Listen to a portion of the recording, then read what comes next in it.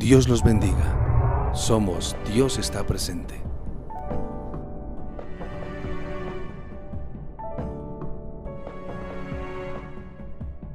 Lo que el Señor me ha dado para compartirles a ustedes se llama el diseño de los milagros.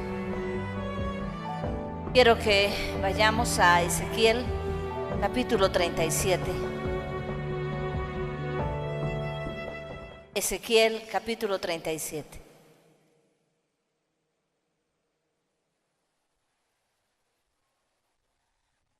El diseño de los milagros. Ezequiel 37 nos habla de un evento profético en el que Dios llevó a Ezequiel a contemplar un valle de huesos secos. Las prédicas de los últimos días están muy conectadas, y para conocer cómo se realizan los milagros es importante recordar esas prédicas. Por ejemplo, una de las prédicas se llamó, tenía el título La realidad del reino. Y cuando hablamos de la realidad del reino, hablamos acerca de que antes de venir al reino éramos una cosa, y luego cuando entramos al reino es otra cosa.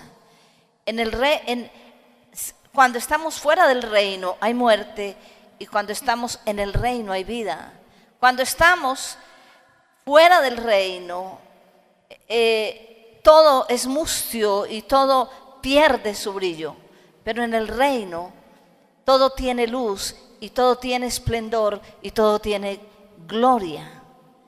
Por eso el Señor dijo que era necesario buscar primeramente su reino. También toqué un tema acerca de relacionándonos con el Espíritu Santo. Creo que el tener entendimiento de lo que es el reino y tener entendimiento de que nosotros somos morada de Dios en el Espíritu y que Dios nos ha hecho habitar por su Espíritu Santo es muy importante para comprender los milagros y para entrar en el tiempo de milagros. Pero hace alrededor de 15 días o 20 días, el Señor me dio para traer el nuevo amanecer, un nuevo amanecer. Y creo que es muy importante, porque el nuevo amanecer debe traer milagros, debe traer cambios, nuevas cosas, debe traer resurrección. Y muy complementado está el porqué de la crisis. ¿Cuál es el propósito de la crisis? Y que no siempre Dios nos va a tener en la misma situación, porque como hablábamos, Dios tiene un nuevo amanecer. Pero en este día compartiré el diseño de los milagros, sacado de un evento profético llamado el Valle de los Huesos Secos, de Ezequiel 37. Allí miraremos cómo se realizan los milagros de Dios, cómo tú puedes acceder a los milagros de Dios. Yo estaré tocando textos de este capítulo, pero quiero tocar 3 puntos muy importantes y principales. El primero, necesitamos ver lo que Dios ve y cómo Dios lo ve. Necesitamos ver lo que Dios ve y cómo Dios lo ve. La mayoría de las veces pensamos que lo que pensamos es lo que Dios piensa. A veces pensamos que así como yo creo, Dios cree. Pero en eso nos equivocamos, porque el Señor dice que hay caminos que al hombre le parecen derecho, pero que su fin es camino de muerte. La palabra del Señor también nos habla acerca de que nosotros, lejos de su presencia, no tenemos el entendimiento de lo que Dios es y podemos tropezar. Muchas cosas aún de nuestra propia cultura nos pueden impedir entender cómo ve Dios las cosas, cómo Dios las está mirando. Yo a veces me he sorprendido mucho y he tenido que cambiar muchos conceptos propios. Cuando miro cómo Dios se mueve y cómo Dios obra, no es igual a como yo lo pudiera entender. Muchas de las cosas por las que yo no alcanzo a ver a Dios es muchas veces porque estoy lleno de conceptos propios. Cultura de familia, cultura de diferente clase en la que yo he estado inmerso, metido allí. Entonces necesitamos ver las cosas como Dios las ve. Y para poder ver las cosas como Dios las ve, necesitamos salir de ese plano natural en el que nos movemos e ir al plano espiritual. Porque muchos de los tropiezos por los cuales no alcanzamos los milagros es que solamente nos movemos en el plano natural. Dice en el verso 1, la mano de Jehová vino sobre mí y me llevó en el espíritu de Jehová y me puso en medio de un valle que estaba lleno de huesos, y me hizo pasar cerca de ellos por todo en derredor, y he aquí que eran muchísimos sobre la faz del campo, por cierto, secos en gran manera. Pienso que en este sentido, cuando hablamos de ver las cosas como Dios las ve, hay cosas que a mí me parece que están increíbles, que están muy bien, que así es. Pero hay cosas que Dios me va a tener que bajar de esa nube y decir, así no es como yo quiero. Lo que a ti te parece bueno, para mí es malo. ¿Sí? Lo que a ti te parece malo, para mí es bueno. ¿Sí? Entonces, ajustarnos al diseño de Dios es muy, pero muy importante. Ajustarnos al Espíritu de Dios es importante, al corazón de Dios es importante. Por eso el profeta necesitó que Dios lo tomara. Dice que la mano de Jehová vino sobre mí. Yo no entiendo cómo pudo haber sido eso, ¿no? Pero dice que lo llevó en el Espíritu de Jehová y lo puso en ese valle. Es decir, que cuando Dios lo llevó en el Espíritu, Él no pudo ver las cosas naturales, sino que miró las cosas espiritualmente.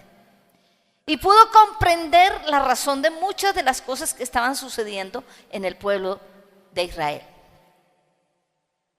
Y dice que había un valle lleno de huesos secos, que eran muchísimos. Y dice, y por cierto, secos en gran manera. ¿Por qué yo digo esto? Yo miro un pasaje, por ejemplo, y es una cosa de la cual me salgo del tema, pero está conectado. Cuando Dios le habla a la iglesia de la Odisea, le dice, tú piensas que tú eres rico, tú piensas que estás muy bien, pero tú eres un pobre, miserable, desnudo.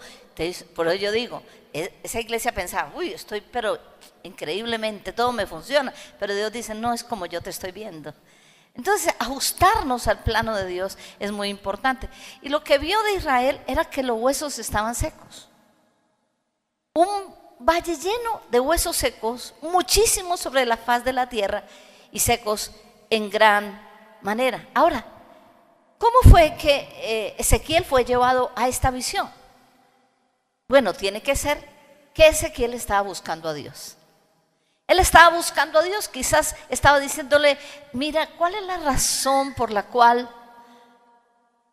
nosotros, el pueblo de Dios, estamos en esta condición? Explícame, yo no entiendo. Generalmente, la mayoría de las veces que el pueblo de Israel estuvo en una situación muy difícil, lo primero que pensó es, Dios me dejó, Dios me abandonó, Dios ha sido injusto conmigo. Esa es la manera natural en que vemos las cosas. Pero cuando Dios coge a Ezequiel y lo lleva en una visión para ver lo que está pasando con Israel, encuentra que el problema es que es comparada a Israel con un valle lleno de huesos secos y secos en gran manera. Pero la otra cosa es que fue necesario que Dios lo llevara a esto, y fue necesario que por el Espíritu Él pudiera ver esto, porque es el Espíritu quien nos habilita para ver. Es necesario entonces que nosotros le digamos al Espíritu Santo: enséñame a ver las cosas como el Padre la ve, como Dios las ve. Quizás yo veo de una manera, pero Dios ve de otra. ¿Qué fue lo que Dios prometió que haría con los creyentes?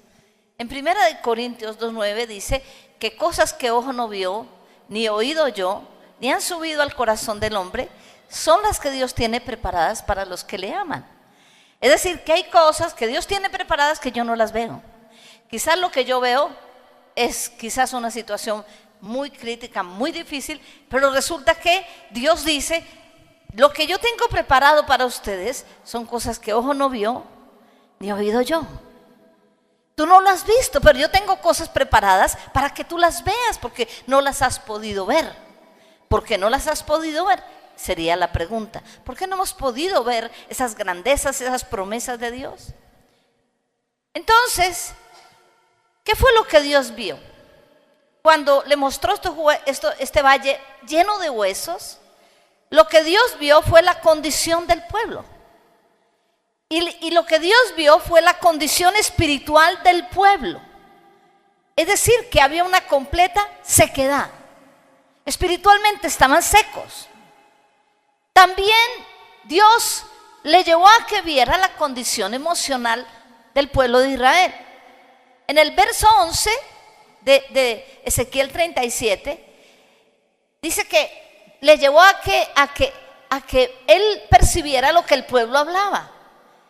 Y el pueblo hablaba, y su lenguaje era: pereció nuestra esperanza y somos del todo destruidos. Es decir, el pueblo estaba proclamando una condición emocional. Estaban sin esperanza, estaban bajo opresión, estaban bajo frustración, estaban bajo desesperanza, porque dijeron: pereció nuestra esperanza. Estaban bajo derrota, estaban bajo pérdida, estaban bajo abandono. Esa era la condición espiritual y emocional. Lo que ellos hablaban era lo que había en el corazón, porque de la abundancia del corazón habla la boca. Una condición real. Había muerte espiritual y muerte emocional. Es decir, se habían perdido los sueños. No habían sueños, no habían visiones hacia el futuro, estaba sin esperanza. Y Dios comparó esa condición y vio al pueblo como si el pueblo estuviera sepultado. Como si el pueblo estuviera sepultado.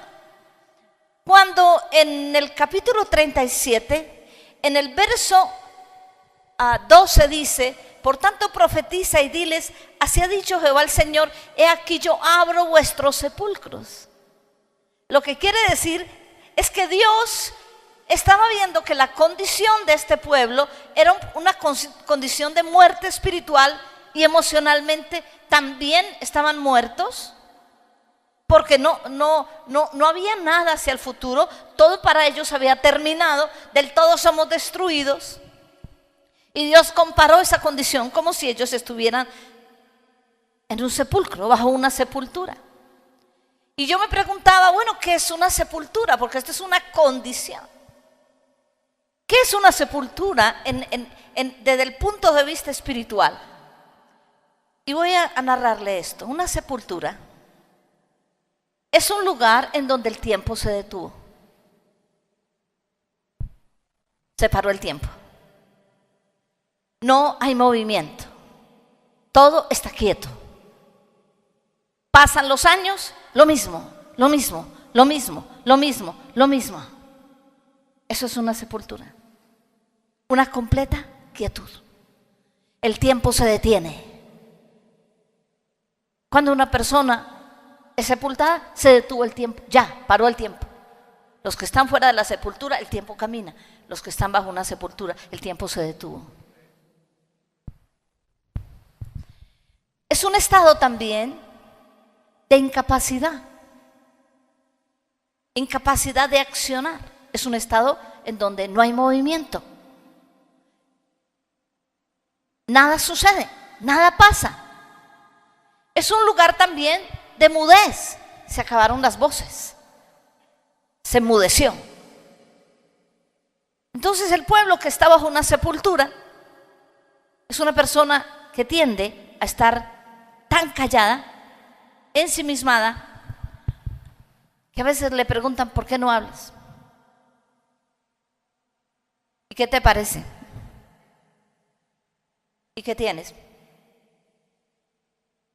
¿Qué va a hacer? Mudez, no se habla. No se habla. Una sepultura también es un lugar de cautividad,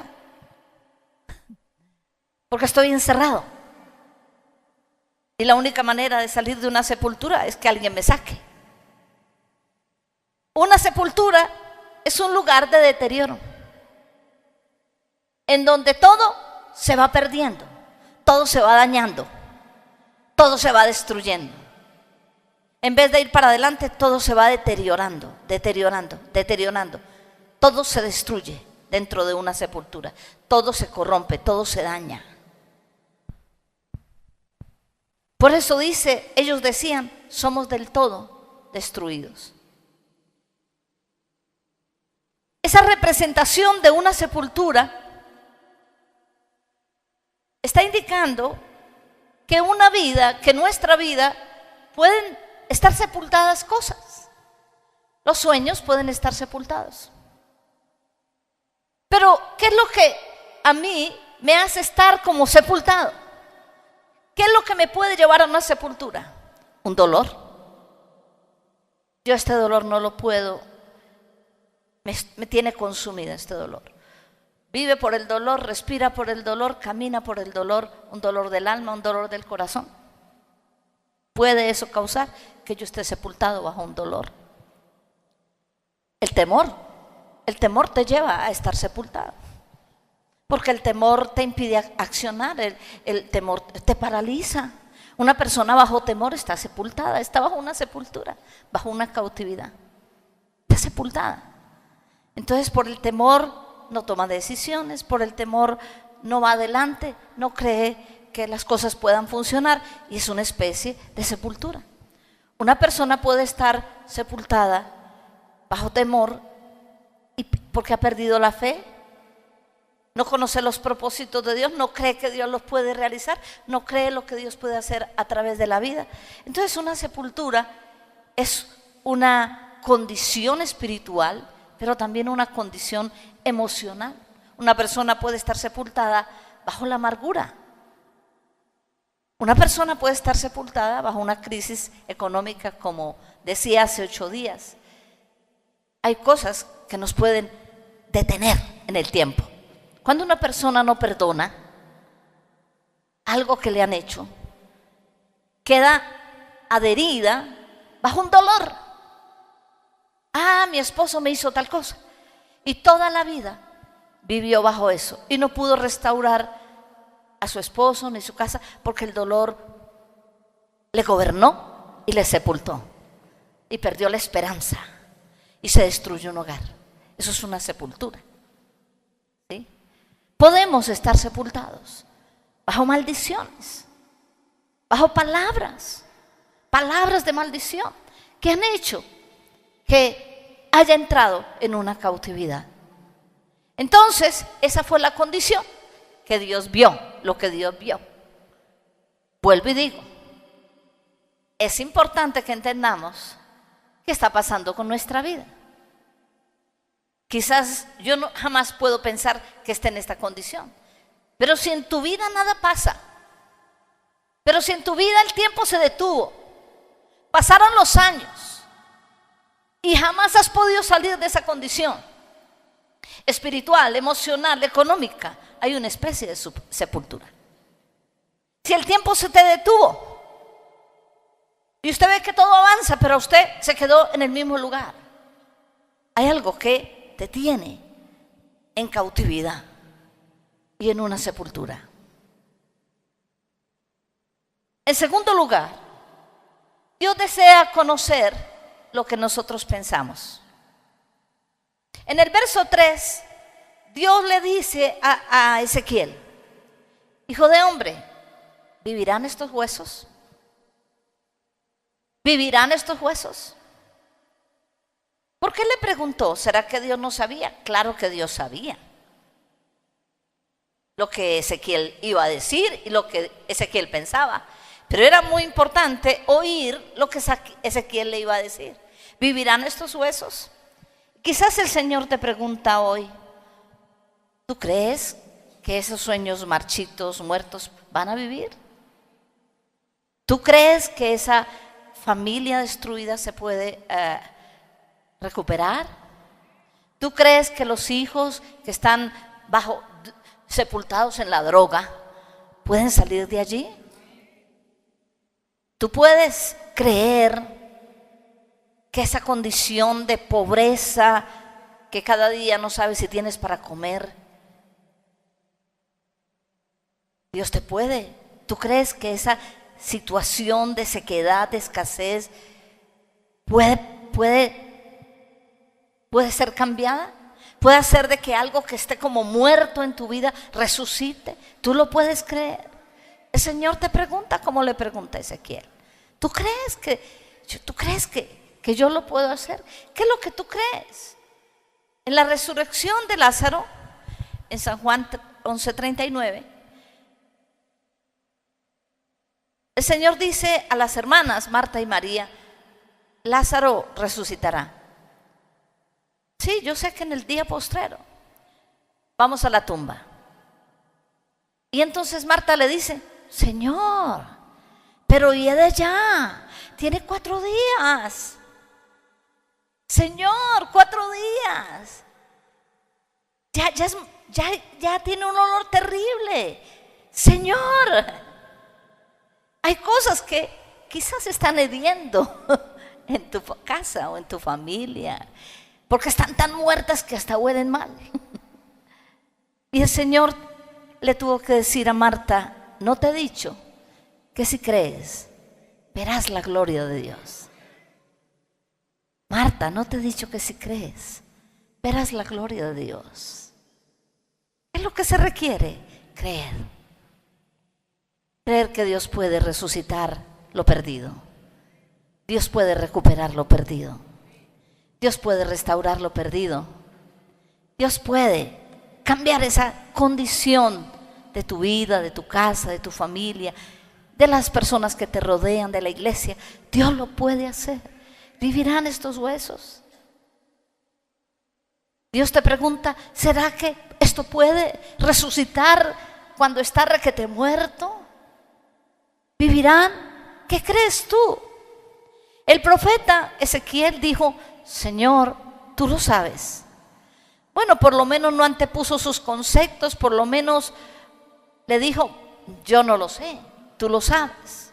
Es necesario que para un milagro nos alineemos con lo que Dios ve y con lo que Dios quiere. La base de nuestra fe debe estar en lo que Dios ha dicho, no en lo que veo, no en lo que se perdió, no en lo inevitable, sino en lo que Dios ha dicho, en lo que Dios ha prometido, en sus promesas y en lo que Dios tiene destinado, en el propósito. Entonces, en segundo lugar, Dios desea conocer qué pensamos nosotros. Siempre en los milagros que estuvo Jesús, Él dijo: ¿quieres ser sano? ¿Crees? Siempre le hizo una pregunta. Y recordaba yo esta mañana que aún al profeta Jeremías le pregunta: Jeremías, ¿qué ves? Yo veo un almendro. Jeremías, ¿qué ves? Él estaba preguntando: ¿qué ves? ¿Qué ves? ¿Y qué crees? ¿Qué ves, iglesia? ¿Y qué es lo que crees? Porque de eso dependen los milagros. De eso dependen los milagros. La tercera cosa que encuentro en esta enseñanza es que la palabra profética es la respuesta en medio de la crisis. La palabra profética es la respuesta en medio de la crisis. En el verso 4 Me dijo entonces: profetiza sobre estos huesos y diles: huesos secos, oíd palabra de Jehová. ¿Cómo podía cambiar este entorno de muerte? ¿Cómo podía cambiar este entorno de destrucción, de sequedad? ¿Cuál fue la respuesta que Dios tenía para que cambiaran las circunstancias? Alinearnos con lo que Dios ve, creer lo que Dios cree y profetizar. Profetiza sobre estos huesos. Háblale a los huesos secos y dile: huesos secos, oíd la palabra de Jehová. No basta verlo, no basta creerlo, se requiere hablarlo. Así que los milagros están en tu boca. Los milagros están en tu boca. Hijo de hombre, profetiza sobre tu circunstancia. Profetiza sobre tu circunstancia, porque Dios ha puesto en tu boca poder. Porque Dios ha puesto en tu boca poder. En Proverbios 18:21 dice la palabra del Señor que la muerte y la vida están en poder de la lengua. La muerte y la vida están en poder de la lengua, y el que la ama comerá de sus frutos. ¿Tú amas maldecir? Vas a comer maldición. ¿Tú amas hablar lo que no debes hablar? De eso te alimentas. Pero tú quieres hablar vida, quieres hablar lo que Dios te lleva a ver, lo que Dios quiere que veas, lo que Dios quiere que creas. Entonces hay un milagro en tu boca, porque las palabras que Dios pone en tu boca producen vida. Dios te ha dado el poder de dar vida a través de hablar. Amén.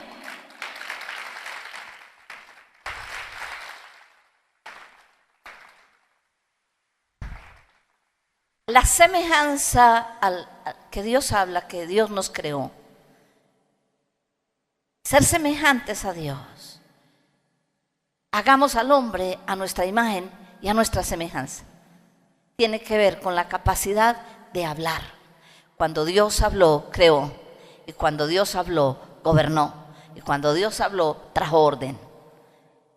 Dios habló y se hizo. Dios ha puesto en tu boca poder. Así que lo que el enemigo quiere hacerte es hacerte mudo. Pero lo que Dios quiere es que tú hables. Pero no hables muerte, hables vida.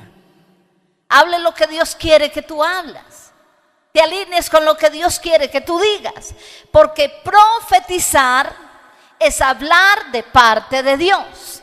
No lo que tú piensas, no lo que tú quieres, sino de parte de Dios. Profetizar es hablar de parte de Dios. Es hablar lo que está en el corazón y la mente de Dios. Es hablar lo que Dios dice. Es hablar lo que Dios ha prometido.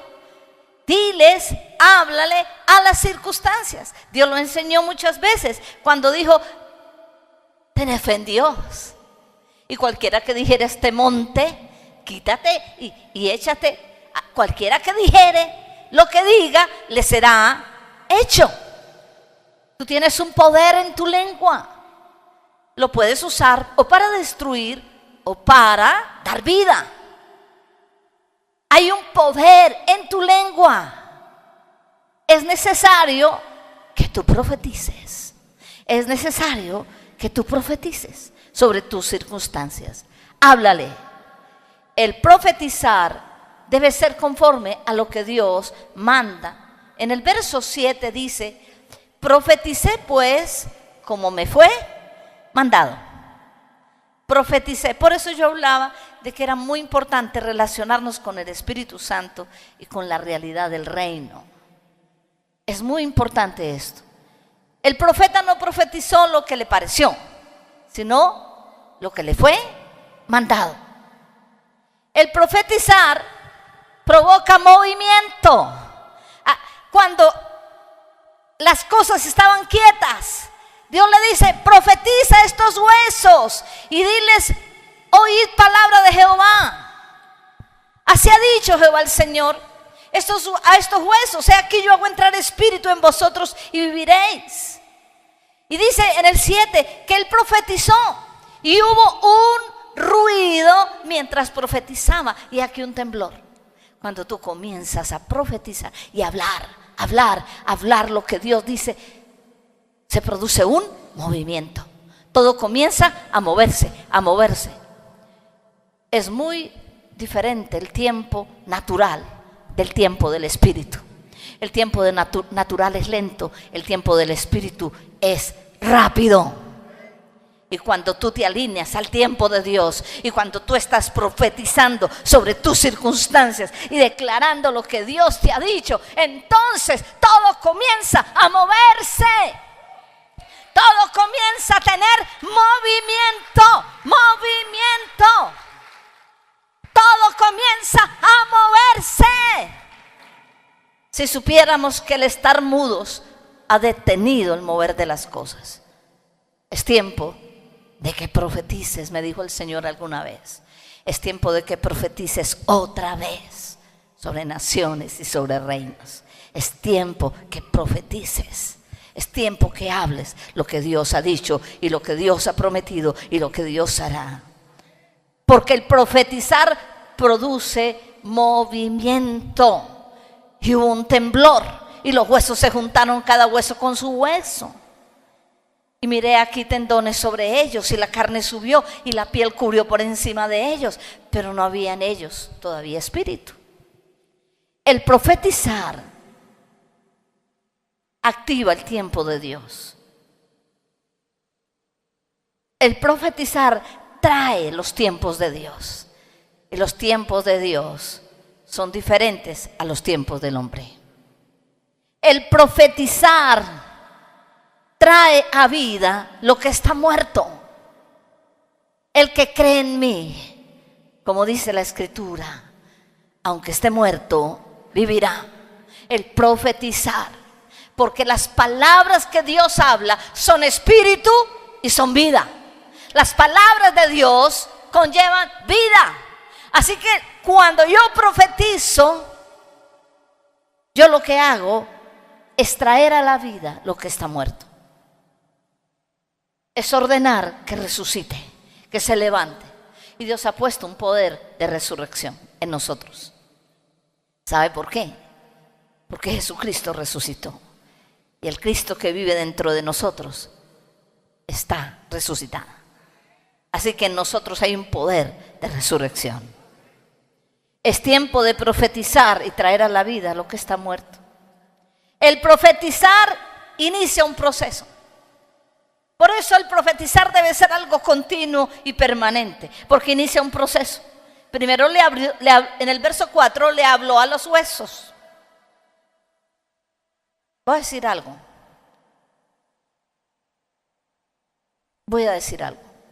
En el verso 4 dice: huesos secos, oíd palabra de Jehová. ¿Qué quiere decir eso? Que los huesos tienen oído. Todo tiene oído. Cuando Dios le ordenó al mar y a la tempestad: calla, enmudece.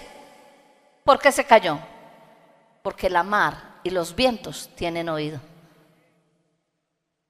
Todo tiene oído. Si dice que las piedras van a hablar, es porque las piedras tienen oído. Todo tiene oído. Tu cuerpo tiene oído. Háblale a tu cuerpo cuando se enferma. Tu cuerpo ha sido diseñado para trabajar bien. Así que te ordeno, páncreas, trabaja bien. Te ordeno. Yo he compartido eso. Lo hacía con mamá. Separaba el intestino, le hacían lavado sin nada. Y bueno, ¿y qué vamos a hacer? Yo le ponía las manos sobre el estómago y decía: colon, fuiste diseñado para evacuar. Así que te ordeno, evacúa. Y lo que no sirvió con esas cosas que le ponen, sirvió con la oración. Porque sé que el colon tiene oído para oír lo que yo le ordeno. Todo tiene oído. ¿Por qué hablarle a las matas es bueno? Porque las matas tienen oído. Todo tiene oído.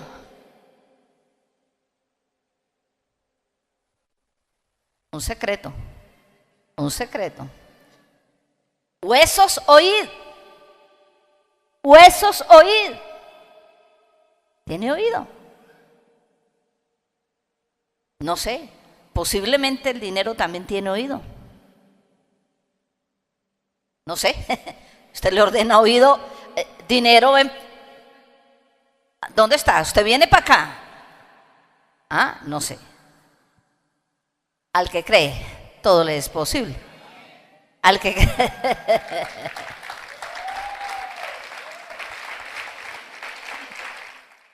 El profetizar trae a la vida lo que está muerto. El profetizar inicia un proceso.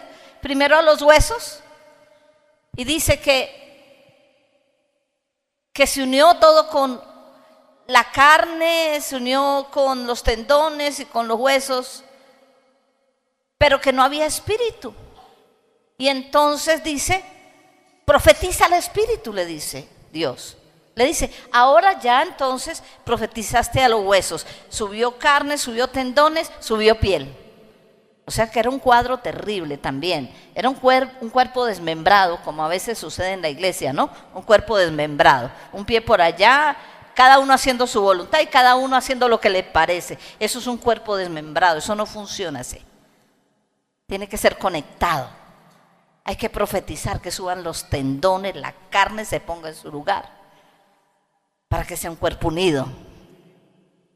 Pero aún estando el cuerpo, le faltaba una cosa, le faltaba espíritu. Y entonces le dice, profetiza al espíritu. Hijo de hombre, di al espíritu, háblale al espíritu. Tremendo. Yo veo, por ejemplo, cómo David le hablaba al alma. Alma mía, reposa. El alma alborotada, las emociones alborotadas. Háblale a tu cuerpo, a tu alma que está llena de ira, tu alma que está llena de enojo. Háblale a tu alma. Alma, te quedas quieta, no te vas a enojar. Háblale a tu alma. Alma, reposa en Dios. ¿Qué le pasa? ¿Por qué estás desesperada, alma? Vas a reposar en Dios. Porque tú tienes un espíritu, el Espíritu Santo que está dentro de ti, que gobierna sobre el cuerpo y sobre el alma. Amén. Entonces, profetizar al espíritu. Pero dice en el verso 9 que no bastó con hablarle al espíritu del hombre, sino que también en el 9b dice, así ha dicho Jehová el Señor, espíritu con mayúscula, ven de los cuatro vientos y sopla sobre estos huesos y vivirán. Ven, Espíritu de Dios, ven y sopla de los cuatro vientos y estos huesos vivirán. Y estos huesos no estarán allí. Primero están como dispersados, cada uno por su lado. Luego comienzan a unirse y luego están unidos con el espíritu humano. Pero no es suficiente eso. Debe haber la unidad del Espíritu Santo. Debe haber la unidad del Espíritu Santo. Entonces, lo profetizar inicia un proceso. El profetizar también trae gobierno. Un cuerpo sin propósito se alinea. El profetizar revela lo que está en el corazón de Dios. En el verso 12 dice, he aquí, yo abro vuestros sepulcros, pueblo mío. ¿Sabe qué me llama la atención? Que en esa condición del pueblo, hombre secos en gran manera, sin vida espiritual, también carnales, porque pues yo digo, la verdad que yo digo, que dice Romanos, que el que camina en las obras de la carne está muerto. Romanos 8 dice eso, que el que camina en las obras de la carne está bajo muerte. Y Dios ve esa condición de un pueblo desarticulado, de un pueblo muerto espiritual y emocionalmente. Pero qué hermoso el corazón de Dios. He aquí yo abro vuestros sepulcros. ¿Qué? Pueblo mío. Aunque estés disperso, eres pueblo de Dios. Aunque estés decaído, eres pueblo de Dios. Aunque estés como sepultado, eres pueblo de Dios. Y el Señor hace una promesa: yo abro tu sepulcro, pueblo mío, pueblo mío. El amor de Dios es grande sobre su pueblo y sobre sus hijos. Yo sé que hay gente muy especial que está cerca al corazón de Dios. Pero lo que Dios quiere es que nadie se pierda, sino que todos procedan al arrepentimiento. Una de las cosas que Dios quiere es un pueblo que ame lo que Él ama. Dios ama que la gente se salve. Dios ama, Dios no quiere que los hombres se pierdan, sino que procedan al arrepentimiento. Es lo que Dios quiere. El profetizar libera lo que está cautivo. Y dice: he aquí yo abro vuestros sepulcros. Como lo hizo Dios. Ordeno a los sepulcros, se abren. He aquí hago subir, dice en el verso 12, lo que está abajo. ¿Qué es lo que se hace subir? Lo que está abajo. Hay cosas que están enterradas abajo. Y aquí yo abro tu sepulcro y yo te hago subir de tu condición. He aquí yo te traigo a la tierra de bendición, a la tierra del diseño. Has estado esparcido, pero yo te traigo a la tierra de la bendición para que camines en los diseños que yo te tengo preparados. El profetizar nos introduce en el diseño y os hará reposar sobre esta tierra. El profetizar hace conocer el propósito de Dios. Profetizó, dice en el verso 10, profeticé y entró en ellos espíritu y estuvieron sobre sus pies un ejército grande en extremo. Un ejército grande en extremo. Yo sé, a veces pensamos que bueno, los elegidos somos estos 2, somos estos 5, somos estos 10, los santísimos de la iglesia. Los demás no, perdidos están. No, Dios levanta a unos para que veamos, para que podamos guiar a los que no ven, ayudar a los que están. ¿Quién va a ordenar que se abra la sepultura? Los que están fuera. Porque esto es una cosa que se tiene que extender, porque Dios quiere es un gran ejército. Porque Dios quiere levantar dice, y estuvieron sobre sus pies un ejército grande en extremo, pero un ejército vivo, un ejército que ya ve, un ejército que está libre, un ejército que pueda ir para anunciar y para hacer lo que Dios quiere que hagamos. Un ejército poderoso. Así que en esta mañana, iglesia, yo quiero orar por sus vidas. Quiero orar por sus situaciones y circunstancias. Y quiero que te pongas sobre tus pies, porque Dios quiere que tú seas parte del gran ejército de los últimos tiempos, de un ejército de gente aguerrida, gente de fe, gente que no se deja arrinconar, gente que sabe lo que Dios quiere y gente que camina conforme al corazón de Dios y gente que comienza a disfrutar de lo que Dios ha preparado. Quizás mientras yo he compartido esta palabra, tú puedes decir: hay cosas que en mi vida no han caminado y han estado como sepultadas.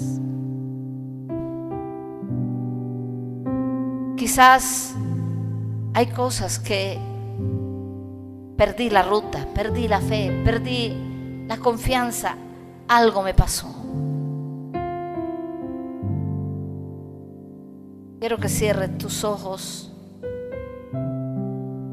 y quiero que mires específicamente que Dios te dice: eres mi pueblo, pueblo mío, yo abro tus sepulcros. Pueblo mío, yo te hago subir. Pueblo mío, yo te traeré a la tierra de tu bendición. Pueblo mío, yo te hago levantar para que seas parte del gran ejército. Dios los bendiga. Somos Dios está presente.